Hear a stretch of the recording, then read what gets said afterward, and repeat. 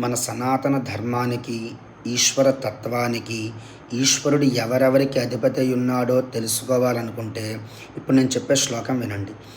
హరికేశం సనందీశం ఉచ్చైర్ఘోషం సనాతనం అఘోర రూపకం కుంభం ఏకబిల్వం శివార్పణం.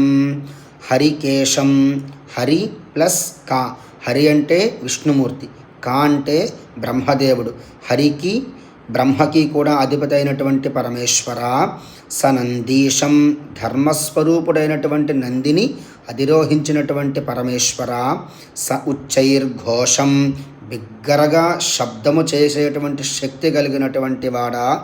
సనాతనం, సనాతనం అంటే ఆది అంతము లేదని, ఆద్యంతరహితుడైనటువంటి ఓ పరమేశ్వర. అఘోర రూపకం కుంభం, అఘోర రూపం అంటే భయంకరమైనటువంటి కాలస్వరూపం కలిగినటువంటి రూపం. అంటే మన వాళ్ళు ఇన్ఫినిటీ అని, బ్లాక్ మ్యాజిక్ అని అనుకుంటారే, అటువంటి రూపం కలిగినటువంటి కుంభం, సమస్త లోకములు విస్తరించి వ్యాపించి ఉన్నటువంటి ప్రకృతి స్వరూపుడా. ఏకబిల్వం శివార్పణం.